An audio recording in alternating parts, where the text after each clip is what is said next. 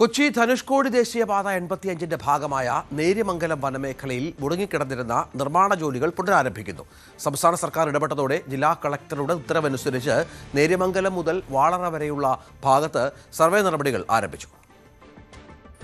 കൊച്ചി ധനുഷ്കോടി ദേശീയപാത 85ന്റെ നിർമ്മാണവുമായി ബന്ധപ്പെട്ട് മലയോര ജനതയ്ക്ക് പുതിയ പ്രതീക്ഷ. വനം വകുപ്പും ദേശീയപാത വിഭാഗവും തമ്മിലുള്ള തർക്കത്തെ തുടർന്ന് നേര്യമംഗലം വനമേഖലയിൽ മുടങ്ങിക്കിടന്ന റോഡ് നിർമ്മാണ ജോലികൾ ഉടൻ പുനരാരംഭിക്കും.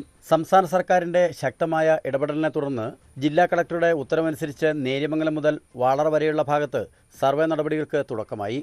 ഈ സർവേ നടപടിക്രമങ്ങൾ വേഗത്തിൽ പൂർത്തിയാക്കി റോഡ് പണി എത്രയും വേഗം പുനരാരംഭിക്കാനാണ് ദേശീയപാത വിഭാഗത്തിന്റെ തീരുമാനം.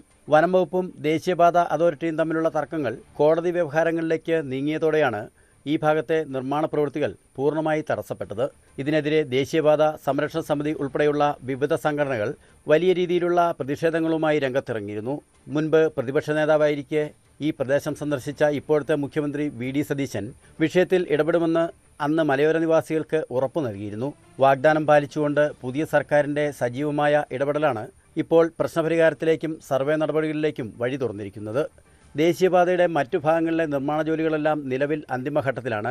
നേര്യമംഗലം വനമേഖലയിലെ തർക്കങ്ങൾ കൂടി പരിഹരിക്കപ്പെടുന്നതോടെ കാത്തിരിപ്പുകൾക്ക് വിരാമം വിട്ടുകൊണ്ട് കൊച്ചി ധനുഷ്കോടി ദേശീയപാതയുടെ നിർമ്മാണം ഉടൻ പൂർത്തിയാകുമെന്ന വലിയ പ്രതീക്ഷയിലാണ് മലയോര ജനത. ന്യൂസ് 18 ഇടുക്കി. കൂടുതൽ വാർത്തകൾക്ക് news 18 Keralam YouTube channel subscribe ചെയ്യുക.